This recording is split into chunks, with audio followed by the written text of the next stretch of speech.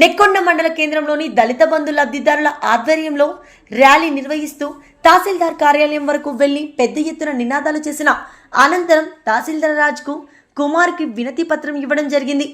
ఈ సందర్భంగా లబ్ధిదారులు మాట్లాడుతూ గత ప్రభుత్వంలో అధికారుల సమక్షంలో దళిత బంధు పథకానికి అర్హులుగా ఎంపికైన మాకు ఇప్పుడున్న నూతన ప్రభుత్వం ఎలాంటి వివక్షతను చూపకుండా ఎలాంటి రాజకీయం చేయకుండా దళిత బంధు నిధులను విడుదల చేసి దళితులకు సహకరించాలి.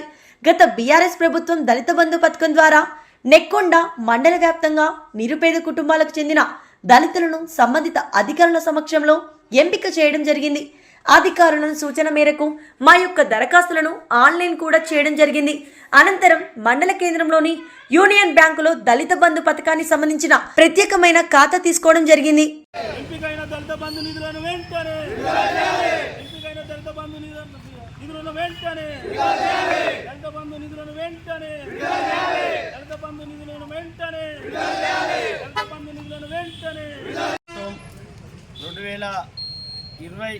(2021, 2022) బడ్జెట్ కేటాయించి నిరుపేదలైన దళితులకు దళిత బంధు స్కీమ్ ద్వారా లబ్ధి కేసీఆర్ నేతృత్వంలో ఎన్నికల ముందు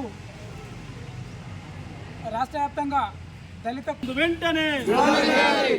బంధును వెంటనే ఎంపికైన దళిత బంధు నిధులను వెంటనే దళిత బంధు నిధులను వెంటనే ఈరోజు నెక్కొండ మండలంలోని 22 గ్రామాలకు చెందినటువంటి దళితులు అందులో భాగంగానే గత ప్రభుత్వంలో దళిత బంధు అనే పథకానికి అధికారుల సమక్షంలో ప్రజల సమక్షంలో ఎంపికైన సందర్భంగా గత ప్రభుత్వం ఎంపిక చేసి ఎంపీడీఓ గారి ద్వారా కలెక్టర్ గారికి పంపించడం జరిగింది. సందర్భంలో భాగంగా ఆ ప్రక్రియలో భాగంగా అనుకోకుండా ఎలక్షన్ కోడ్ రావడం వల్ల దళిత బంధు పథకం అనేది హోల్డ్లో పెట్టడం జరిగింది. ఇప్పుడున్న ప్రస్తుత ప్రభుత్వం అటువంటి దళిత బంధు నిధులను వెనక్కి తీసుకోవాలని ఒక ప్రయత్నం చేస్తున్నది. నిజానికి చెప్పాలంటే ఎలక్షన్కు ముందే రావాల్సినటువంటి నిధులను కొన్ని కుట్రపూరితంగా ప్రణాళికలు వేసి ఎలక్షన్ కోడ్ తీసుకురావడం జరిగింది గతంలో.